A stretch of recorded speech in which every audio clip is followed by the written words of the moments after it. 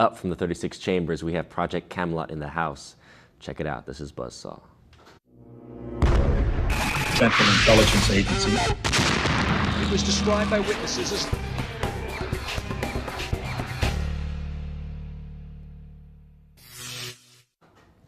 Kerry Cassidy made a name for herself, starting the Project Camelot forum for interviews with whistleblowers, oddballs, and alike. I mean, it's an amazing library that they've developed over the last 8 years, with over 400 hours of interviews.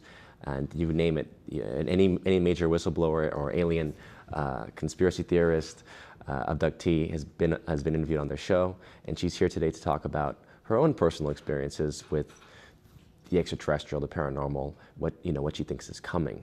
So, Kerry, thanks for joining us.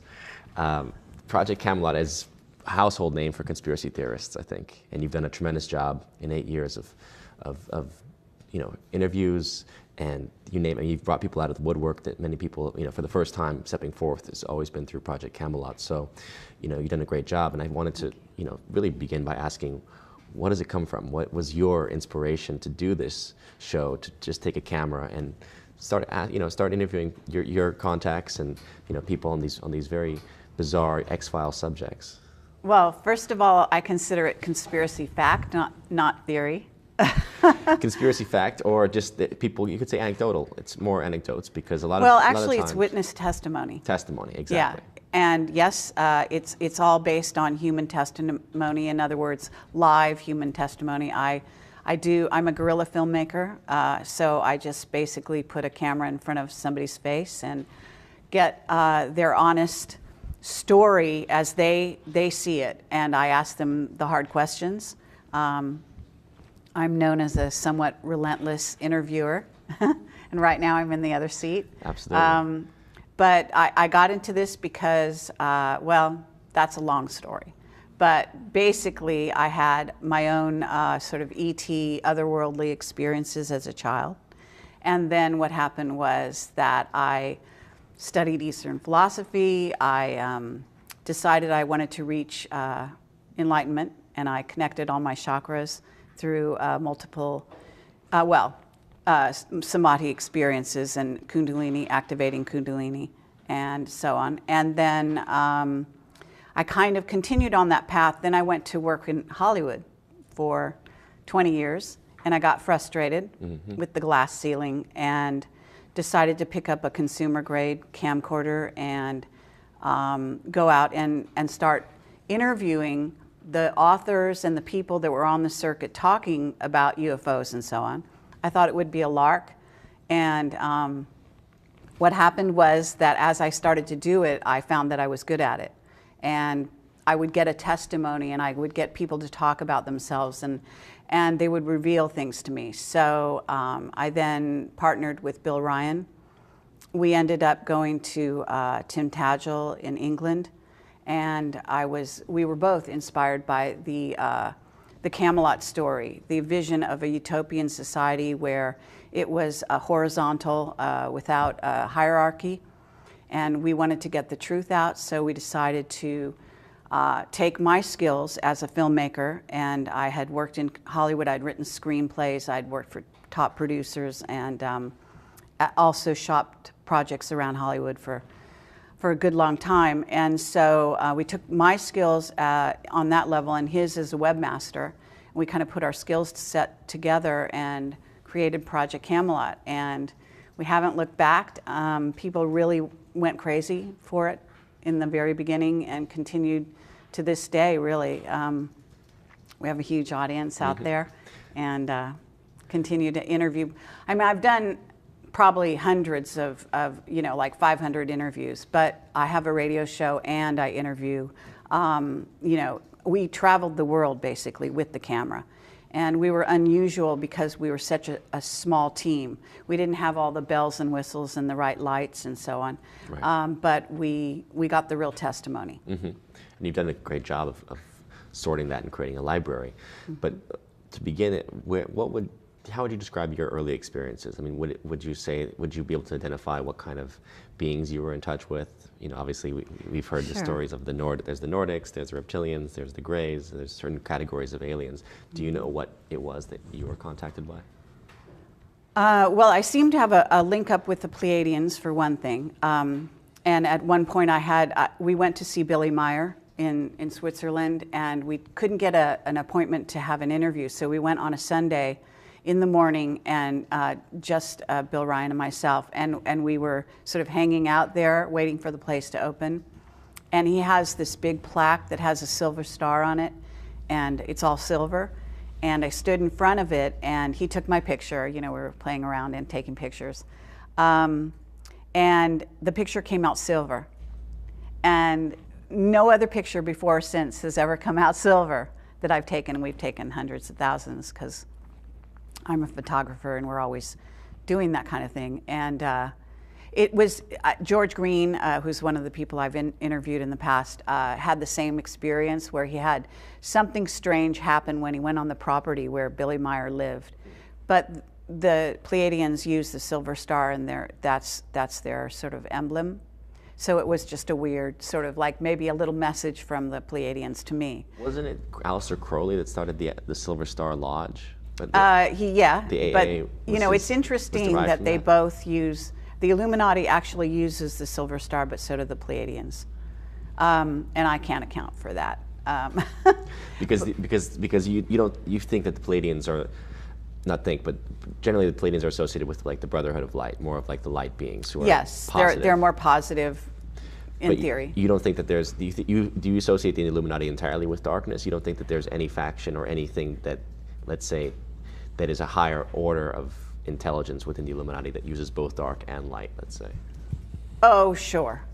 You know, there are good people in every sort of organization, and the Illuminati is no exception. But there's a large portion of the Illuminati that are focused on a dark path, and they're also persuaded to be. I believe there are light workers or people that also cross over. They start off on the dark side and then cross over into the light. And so, you know, if you're an official member of the Illuminati, for the most part, you are probably walking a dark path until such time as you make a conscious decision to change, you know, and in essence, you might not be an Illuminati after that. You know, you're something else entirely, but a whistleblower probably. Whistleblower, indeed. But yeah, so. Do you, from the number of people you've interviewed, can you recall anyone that you really believe was in the Illuminati, the official organization as such? Sure. Like which people? Well, Leo Zagami for one, definitely a member of the Illuminati. And we interviewed him in Norway. He was a whistleblower from the Vatican, you know, from the P2 Lodge, which is, you know, familiar with that. Freemasonic. Yeah. Propaganda Due, right? Apparently P1 was what was formed by Mazzini, was it, or Garibaldi in the or when was P1? Wasn't that? I don't know. You know, I'm not that familiar with the dark lodges, but I can say that, you know, definitely Leo was from the P2 and still is, and he went back, and they are run by the Black Pope, what's known as the Black Pope. The Jesuit Pope. Yeah. But isn't Francis now both? Yeah, a Black and so Pope now we have black and white. And white, Yeah. which is interesting. Yeah, Quite interesting. Do you think he'll be the last Pope? Well, I think that's the prophecy, although there may be one more after him if he has a short reign. Well, that was supposed to be Ratzinger, right? His reign was cut short. Yeah. So apparently Francis would be the last in that prophecy. In theory. In theory. Yeah. But yeah. So as far as the Illuminati goes, because, you know, people always ask me, and frankly I always say, look, I don't know exactly what it means. You know, I know it exists. I think that there's different meanings for it. Mm-hmm. You know, there's orders of the Illuminati. Even within Masonry, there's, you know, Illuminati orders that I know of, right? Yeah. But as far as this global, you know, group, you think it associates most closely with the Vatican, and for example, in like the the Scottish Rite, Masonry. Mm-hmm. Would that be your understanding of the Illuminati? Well, Yes, I mean, they're all levels, right? And so it just depends what you're gonna talk about. I would say that the Vatican heavily is a big influence on what is in essence the Illuminati. But you're talking about a pyramid and a certain level of being close to the top. They may not even consider the Vatican, that may be a step down from a certain level of the Illuminati. Mm-hmm. I mean, the Illuminati, for all intents and purposes, are black magicians. And they are also individuals with an agenda mm-hmm. for planet Earth. And most of what, if you've ever studied Aleister Crowley, then you know the philosophy, the occult philosophy that they follow. Mm-hmm. But in my view, being a magician is not necessarily a dark thing. There can be light magicians and dark magicians. Right. So it just depends which you choose, which path, again, you choose. Right. And I fully believe that actually Project Camelot has existed this long because the powers that be, we have friends in high places, so to speak. And so there will be members that are, in essence, Illuminati, hidden members of the Illuminati, ones that are keeping a low profile even among their membership, that will be supporting us. And I've gotten letters from various people who've contacted me that are, I would say, they're Masons, they're Freemasons, they're mm-hmm. Templars, and the Templars are not all negative either. Right. Exactly. I mean, I think that's a big misconception that, we try on shows like this, we try to have conversation because the point is, it's not that all Freemasons are bad. It's not like an evil boogeyman group. Mm. Because yes, I think that they associate with what people would call jinns, spirits, entities, alien, right? Yeah. But again, they're not all bad entities, right? We, just from a Christian, maybe from a hardcore Christian point of view, anything that's not an angel is a demon, right? And yet, as we know historically speaking, daemons are what inspired Socrates. I mean, it's like part of the personal genie or genius. So there are these spirits or entities that are neither angelic nor evil, demonic, that people interact with and associate with. Right. Well, I would consider, I don't look at the world as just angels and demons. I believe that there are lots of different kinds of beings. Some incarnate into bodies, and some of the bodies are all different levels of light or dark. And so I'm not, and also it's important to realize that angels are not typically angelic in the sense that people think they are. That's a misconception.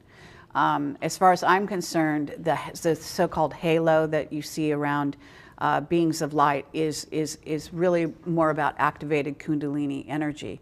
And it's a misunderstanding to think of that person as being, therefore, angelic. Mm-hmm. But that's more positive, right? If you have a halo, that means you're ascended to not a higher necessarily level. Because you can the dark side knows that they can activate the Kundalini and have a dark agenda. So that's where you get a dark magician. Interesting. So they still have they still have activated the Kundalini, oh, absolutely. but they would have a darker halo. Yes. Now they will have trouble with some of their chakras. The chakras will not all be pure and clear. And they will have emphasized certain chakras over others, like the mental chakra as opposed to the heart chakra. Mm-hmm. Right, exactly. So we'll have an underdeveloped heart chakra. And the lion, that's what we need, the lion heart, the Christ consciousness is from the heart. So as far as the bloodlines are concerned, I mean, there is obviously this issue of the Illuminati bloodlines and an awareness of families who want to preserve a bloodline, or let's say they continue to intermarry. What does the blood have to do with that as far as incarnation purposes? Do you know? Well, what I say is there are at least, we humans are a hybrid race, and so we're made up of 12 or more ET races. They're genetics. They're all combined in us in different amounts. And this is where you get, in essence, what humans are is boots on the ground, is what I call them. And that goes for the Illuminati as well. And they tend to have more reptilian genes, at least a good portion of them. And the reptilian agenda is not always negative, so it's important to understand that some reptilians, the Shakars, for example, are the supposed royalty of the reptilian class, the Draco. And then there are the reptilians, which are more like snake type reptilians. There are many, many reptilian races, and not all are negative, or service to self, as we say. Right. There are at least two, though, that are service to self that want to take over. Their agenda is to take over the earth, to take it back from humans. And they feel that they were here first, at least one of those races. And there's evidence that at least one of the races comes from Aldebaran, and this is who the Nazis were in communication with. I see. So two different reptilian races initially here, and the ones that the Nazis were communicating with were from Aldebaran, but ultimately the Nazis haven't died out. I mean, that's one of the interesting things I think that people have to understand is that a lot of the Illuminati tends to be within the, like how do you say, within the hierarchy, does seem to be operating under the influence of Nazi type of characters, neo-Nazis, or the bloodlines that relates to, to the hierarchy of the Nazis.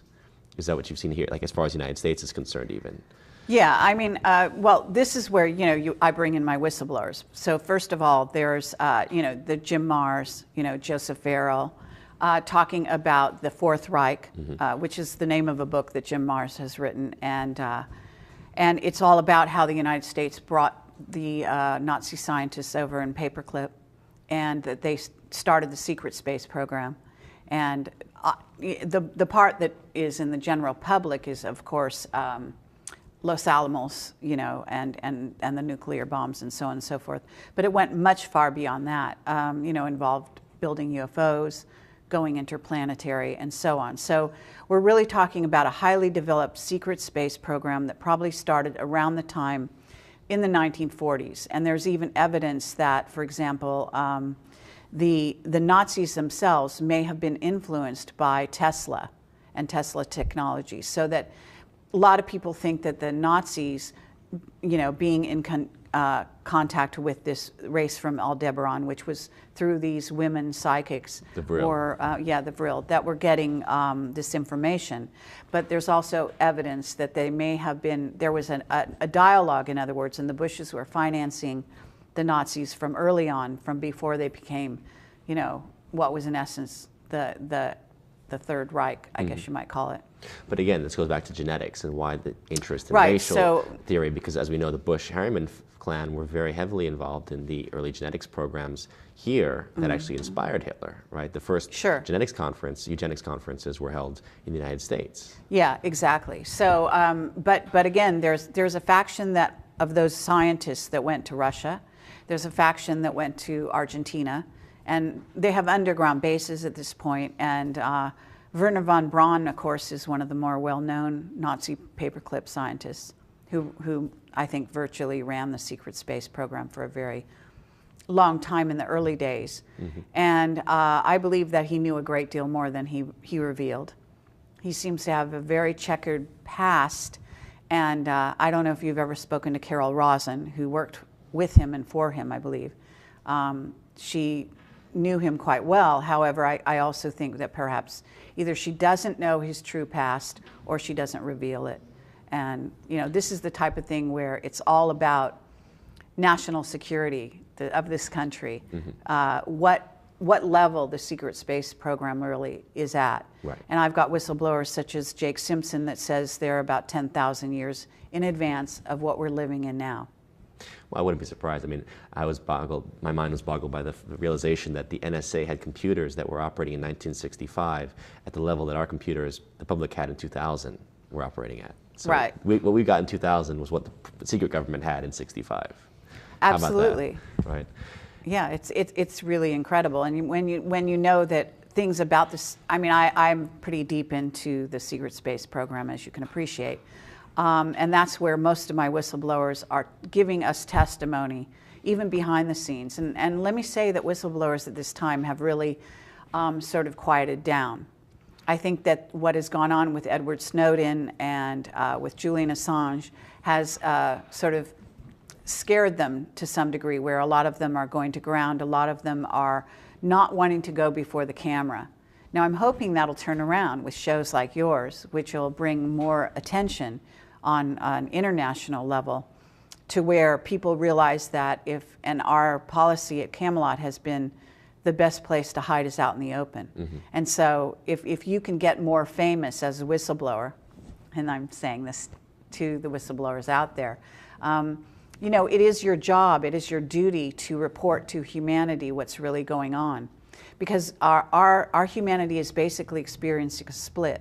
There's a rogue civilization that's become the secret space program, and that is going off planet, and that is going interstellar, creating bases on places like moons of Saturn and Jupiter. Arthur C. Clarke wrote about this. He was a person who was very well read into the secret space program even when he was alive. And I think it inspired a lot of his science fiction. Well, maybe Kubrick knew something about it too from working with him on 2001 and potentially doing the documented moon landing as opposed to the real one. Yes, and I, as far as I'm concerned, and based on our whistleblowers, again, such as Henry Deacon, who came out under his own name, Arthur Neumann, later, we did go to the moon. So it's not that we didn't go to the moon, but they also filmed something so that they would have a record, because they knew that what they would encounter there. And they didn't know if they could get footage. They couldn't have revealed possibly what was really on the moon, because... Yes, all the beings that are on the moon. And, you know, I think that the moon is also a heavy-duty gray base, and that gets into the grays and what they're doing here and the whole abductions and so on. How do you not get lost with all the whistleblowers you deal with? I mean, how do you not, in a sense, just your head starts to swim, because oftentimes stories can contradict each other, and you know, you get one bad seed in the bucket, and all of a sudden you're not quite sure what to believe anymore. Well, from my point of view, first of all, you know, this is not just like a hobby. We got into this very seriously for 8 years, and I've done it for 8 years. Bill was my partner for the first 4, and then he's gone off and done his own thing since then. So I carried on, and when you're into this world, you're into it 24/7. You know, a story can come at any time. And as an investigative journalist, I'm investigating. I'm always open to whatever's coming, to me. And with the internet being what it is, Facebook, I mean, I've got, 5,000 Facebook friends on all my different pages, which, what is that, 15,000 or more? And then on top of it, I've got 100,000, close to 100,000 YouTube, people and subscribers, and we've got, millions of people that have seen our videos around the world and all of this. So I have people contacting me constantly. I get people that are absolutely out of their minds, and I get people that are in between, and then I get people that are really have something to say, and they know what they're talking about. Right. And being able to tell the difference is, no, it's not easy, but first of all, I'm an intuitive, so that helps me in my work and always has, and it's paid off very well, let me say. The other thing is that, I studied this sector before I got into it, so I really went in all directions. I studied Eastern philosophy, I studied the occult, right. So I had a really good foundation. In knowledge, I mean, yeah, exactly. And so you can't really pull the wool over my eyes so easily. Now that's not to say that our whistleblowers do they always tell the truth, because people always want to know that. And what I say is that sometimes they will give you disinfo just to save their own lives. Because you must understand that if somebody is whistleblowing, they know full well that they could be, shot in the head tomorrow. And the surveillance society that we live in is so intense and so complete and so pervasive, in fact, way beyond what Edward Snowden has released so far. Which Camelot had, we knew this, 1 year into Camelot. And this is now, 8 years later. I assure you that our whistleblowers had clued us into all of that, the surveillance that's going on, which involves quantum computers and scalar weaponry and you name it. So they did not lose plane 370, by the way. I mean, they know where it is. This is the kind of thing that goes on, but it has to do with a war, a secret war that's being fought between various factions of humans and ETs. And some of our military is aligned with different groups of ETs. Some of the Brits are involved with another group, the Russians with another group, the Chinese with another group. So it's a huge sort of massive game that's being played right now. Do you know roughly what the factions look like? Yeah, I do. I don't know exactly, you know, I don't know all the ET groups because there are many of them visiting Earth right now. We know some of the, what you call the usual suspects, right? But recently I interviewed Captain Mark Richards, and I actually went to interview him in prison. He's in Vacaville. He's been there for over 30 years. He was framed for murder. He was a captain in the Navy, so, and his father was also, you know, a military man. I think his father was, I can't remember whether it was the Air Force, the Army, but they invaded Dulce, the underground base Dulce, and rescued some humans that were being experimented on there. They were part of a raid. You know, what I'm saying about Mark Richards is that he's a person who said that there are at least 2 races of reptilian species that are here that are hostile, that do want to take over the Earth. And the Greys, several of the races, I would say, a few of the races of Greys are fully reptilian, and they report to this group of reptilians. But that there is a group called the Raptors, which Mark Richards talks lots about and has had constant interaction with when he was in the secret space program. And it's really interesting because that group never hits the news. Nobody ever talks about raptors. Right. You know what I mean?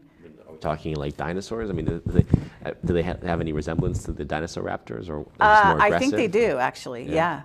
Velociraptors or something like that. I'm not sure exactly how they look. I mean, he was describing, you know, I went to this prison and I interviewed him for 2 hours straight, and I sat closer than I'm sitting to you right now and just peppered him with questions nonstop, as you can appreciate. Because a guy with this kind of knowledge, you know, you just don't want to let him go, and I only had limited time.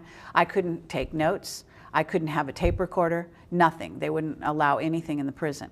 But I just remembered all of it, and then I have this video I called Total Recall, because I walked out of the prison and we turned on the tape recorder and we just went, and I just, you know, regurgitated basically everything I heard.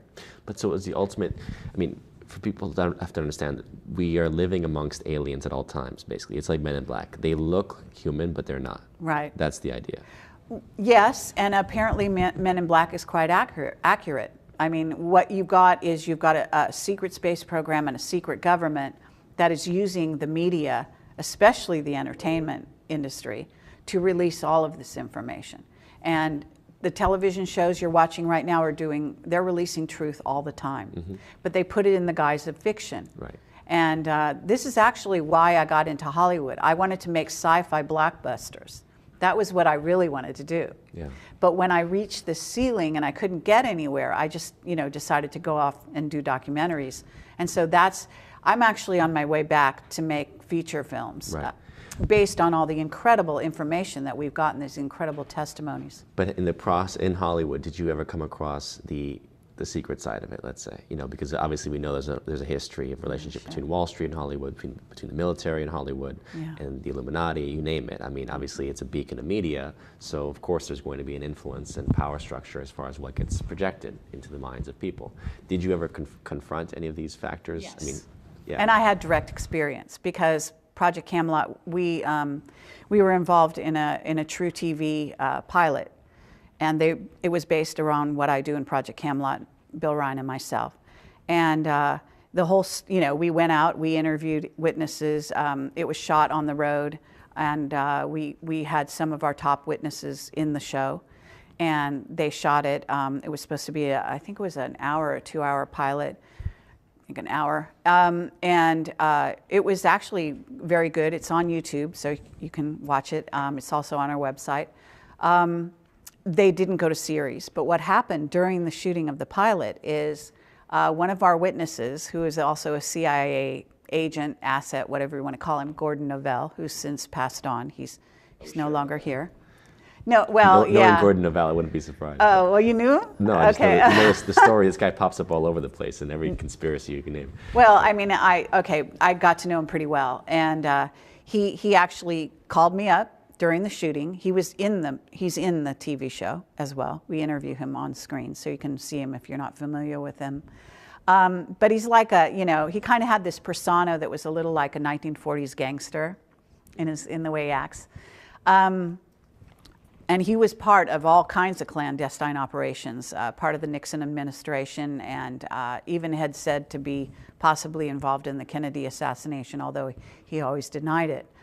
But he called me up and he said, I'm going to admit to you that I am a CIA agent, and they want to make an offer to your producer, that if the producer will make a deal with them, that your show will go to series and we will be on board with it. So as long as you allow that, you guys can go right ahead. So I connected him with my producer, and the producer basically said, no way. And what happened? We shot the pilot, they put it in the can, they put it on the shelf for two years. True TV wouldn't even release it. When they did release it finally, they had no advertising whatsoever. They didn't notify us, they didn't notify the producer or the director. They just sort of slipped it out there. Right. But someone had seen their schedule, you know, because they put it out there a week ahead of time that week, and they notified us. So we did this like media blitz, letting people know that it was going to be screened, and you know, it did all right in the ratings as a result. But yeah, it was killed. Right. Well, it reminds me of last season of Conspiracy Theory on True TV. There you go, and actually, wasn't it Fred Bell that died right after a series? He died about a day after meeting with Jesse and telling Jesse personally that he had encountered gray aliens at underground bases, off camera. But right. he had told them some things and basically said, my CIA handler wouldn't like if I told you this. There you but, go. You know, yes, I've definitely seen the grays. Not sure about the reptilians. He hadn't experienced any reptilians, but confirmed at least a couple of gray encounters. And again, you hear this from people who are inside, and there's no benefit to them to be admitting these things unless that's their real experience. Yeah. Right. But anything else as far as Hollywood was concerned that really struck you, or you want to review? Let's see. There was another encounter that I had, which was basically I was contacted by some very high level. I'm not going to use any names here because, you know, my sympathies are with these particular producers. They meant well, and they're very high level, and very well known. If I said one of their names, you know, everyone would know the name. And they were very interested in Camelot and what we did, and they came across one of our interviews with Dan Burish, and they wanted to make a movie of it. And we went down the road a certain distance, and then they got a phone call, and they were basically told to drop it. And you know, so one of the producers came and told me. But I also was told that there was a very okay, I have to be careful here because I want to reveal a certain amount. There is a certain faction of Hollywood that is high-level entertainers that are very, very monitored by the Illuminati. And there's a lot of black magic going down in Hollywood, a lot of Satanism, as we got a taste of it at the Oscars this year. I don't know. I asked people all the time, I said, did you notice the fact that the A in the Oscar was a giant pyramid with the Oscar statue in the middle? And they did a Wizard of Oz ceremony with Whoopi Goldberg dressed as a first-degree Mason coming on stage to present it. Sure. And it's like, people don't realize it, but it was completely out there in the open for them. Well, they're selling a lot of vampirism and also Katy Perry, of course, in her, I think that was part of the Oscars or whatever it was. Probably one of the music ceremonies, Grammys or something. But at any rate, yeah, you know, all the symbolism is there. They're kind of selling Satanism right now in Hollywood. It's wild and quite bizarre. But yeah, so anyway, what I was saying was that a certain group is very, and it has to do with the music industry as well. Heavy duty, you know, sort of control of the music industry and the players and the stars. I mean, as far as I'm concerned, and based on whistleblower information as well, Michael Jackson was murdered, Whitney Houston was murdered. These people were all victims of Satanism in Hollywood. So as far as what you're saying, as far as the influence for the entertainers, was there something else you were getting at with that? Well, just that this particular group is being, you know, they're coerced, shall we say. In other words, they don't have the freedom that, well, let me just say that that black performers and black producers and anyone in that area is very coerced by this Illuminati group, more so than the white side. And but they both are. So it's not like either one escapes it so much as the coercion is much stronger in the music industry over the black performers. Yeah. Well, this year, 12 Years a Slave was the big winner, but I felt like Brad Pitt was the bigger winner. So if you were going to say we're at this turning point now, post 2012, no major cataclysm occurred. This is not the end of the world.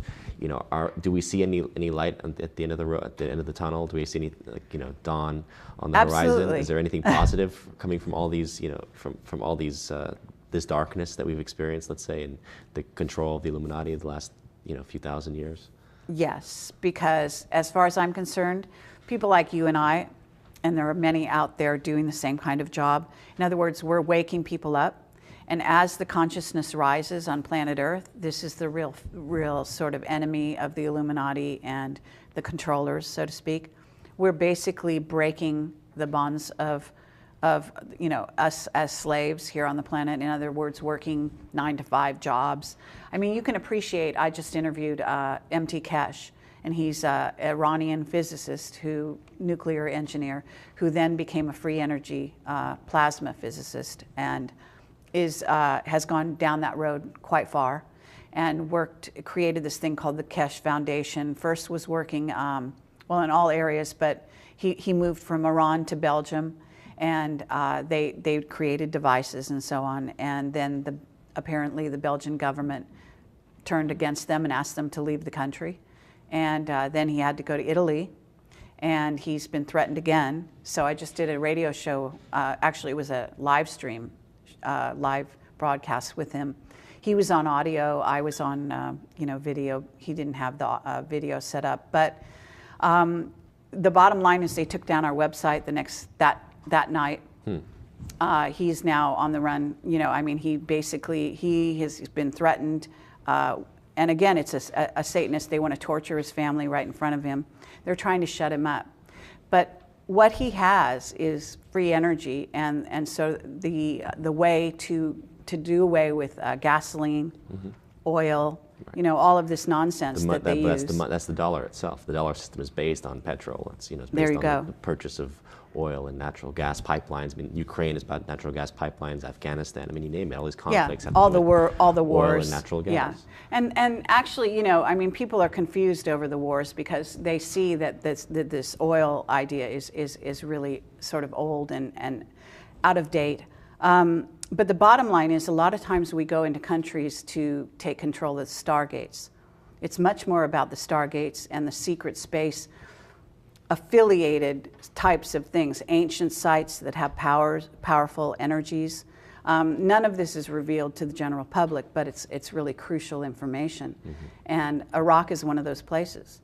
I mean, we took down Iraq because of the Stargate there, not because of the oil.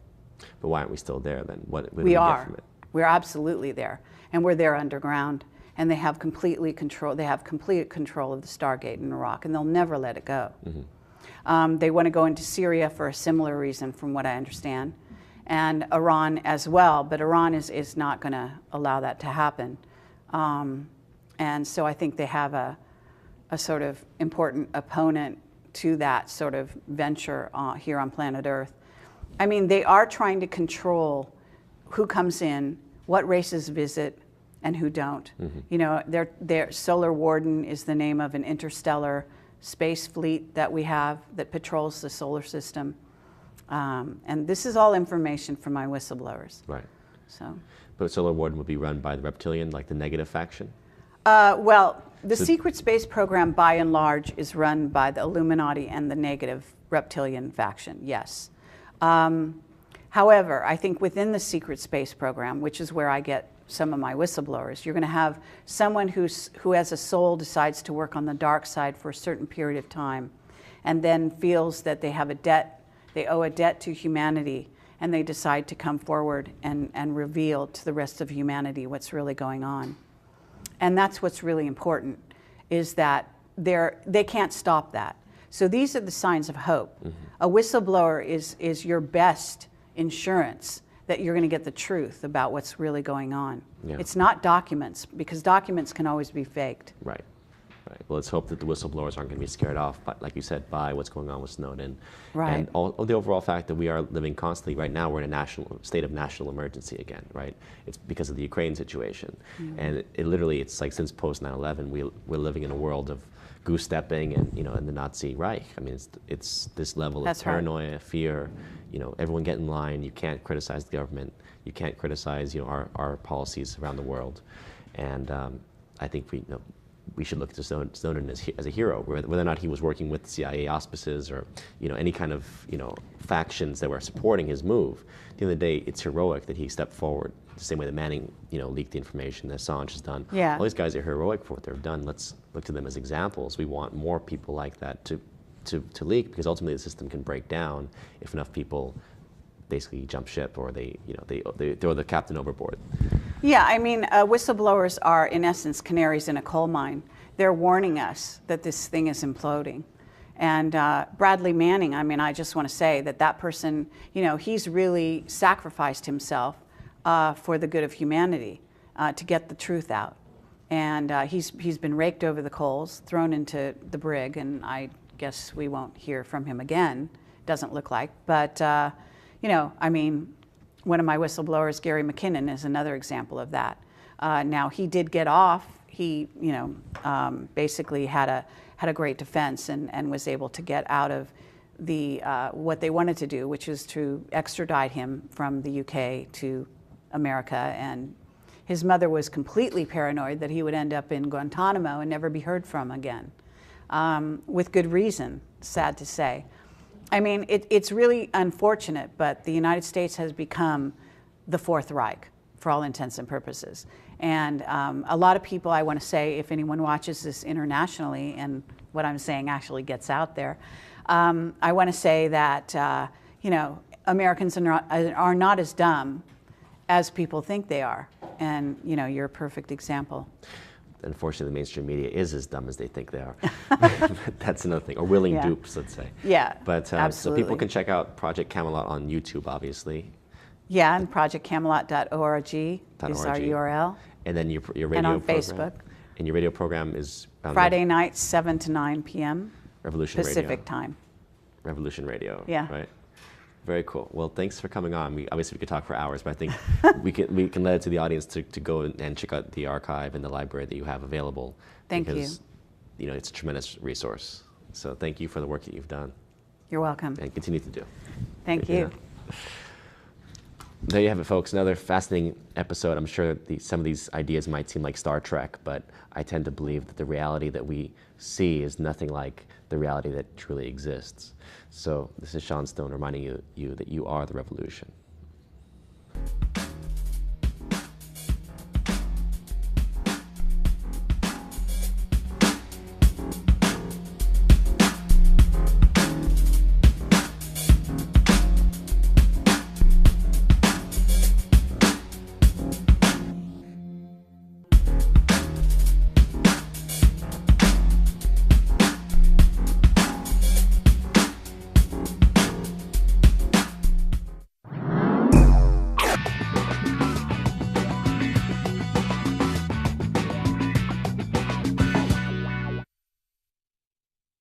Just take a camera and start interviewing your contacts and people on these very bizarre X-File subjects.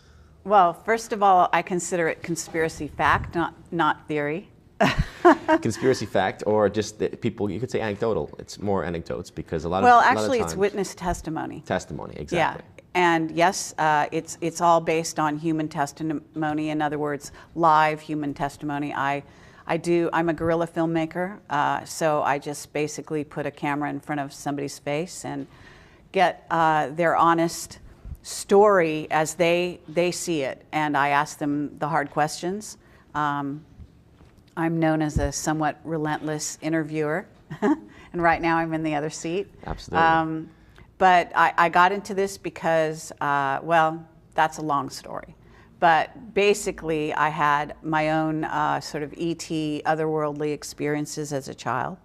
And then what happened was that I studied Eastern philosophy. I decided I wanted to reach enlightenment, and I connected all my chakras through multiple, samadhi experiences and Kundalini, activating Kundalini, and so on. And then I kind of continued on that path. Then I went to work in Hollywood for 20 years, and I got frustrated with the glass ceiling and decided to pick up a consumer grade camcorder and go out and start interviewing the authors and the people that were on the circuit talking about UFOs and so on. I thought it would be a lark. And what happened was that as I started to do it, I found that I was good at it. And I would get a testimony, and I would get people to talk about themselves, and they would reveal things to me. So I then partnered with Bill Ryan. We ended up going to Tim Tadgell in England, and we were both inspired by the Camelot story, the vision of a utopian society where it was horizontal without a hierarchy. And we wanted to get the truth out, so we decided to take my skills as a filmmaker, and I had worked in Hollywood. I'd written screenplays, I'd worked for top producers, and also shopped projects around Hollywood for a good long time. Up from the 36 chambers, we have Project Camelot in the house. Check it out. This is Buzzsaw. Central Intelligence Agency. It was described by witnesses as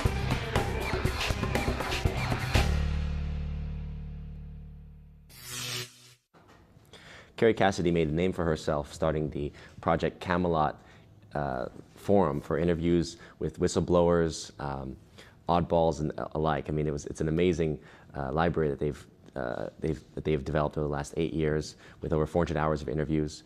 And you name it, any major whistleblower or alien conspiracy theorist, abductee has been interviewed on their show, and she's here today to talk about her own personal experiences with the extraterrestrial, the paranormal, what she thinks is coming.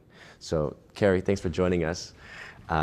Project Camelot is a household name for conspiracy theorists, I think, and you've done a tremendous job in 8 years of interviews, and you name it. You've brought people out of the woodwork that many people, for the first time stepping forth, has always been through Project Camelot. So, you've done a great job, and I wanted to, really begin by asking, what does it come from? What was your inspiration to do this show? And we couldn't get an appointment to have an interview, so we went on a Sunday in the morning, and just Bill Ryan and myself, and we were sort of hanging out there waiting for the place to open.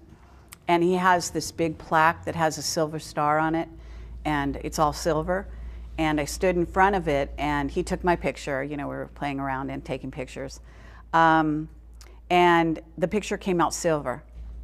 And no other picture before or since has ever come out silver that I've taken. We've taken hundreds of thousands because I'm a photographer and we're always doing that kind of thing. And it was George Green, who's one of the people I've interviewed in the past, had the same experience where he had something strange happen when he went on the property where Billy Meyer lived. But the Pleiadians use the silver star, and that's their sort of emblem. So it was just a weird sort of like maybe a little message from the Pleiadians to me. Wasn't it Aleister Crowley that started the Silver Star Lodge? But the AA but it's was interesting that they both use, the Illuminati actually uses the Silver Star, but so do the Pleiadians. And I can't account for that. Because you think that the Pleiadians. And so we took my skills on that level and his as a webmaster. We kind of put our skills set together and created Project Camelot, and we haven't looked back. People really went crazy for it in the very beginning and continued to this day, really. We have a huge audience out there, and continue to interview. I mean, I've done probably hundreds of like 500 interviews, but I have a radio show and I interview, we traveled the world basically with the camera, And we were unusual because we were such a small team. We didn't have all the bells and whistles and the right lights and so on. Right. But we got the real testimony. Mm-hmm. And you've done a great job of sorting that and creating a library. Mm-hmm. But to begin it, how would you describe your early experiences? I mean, would you be able to identify what kind of beings you were in touch with? You know, obviously we've heard the Sure. stories of there's the Nordics, there's the reptilians, there's the Greys, there's certain categories of aliens. Do you know what it was that you were contacted by?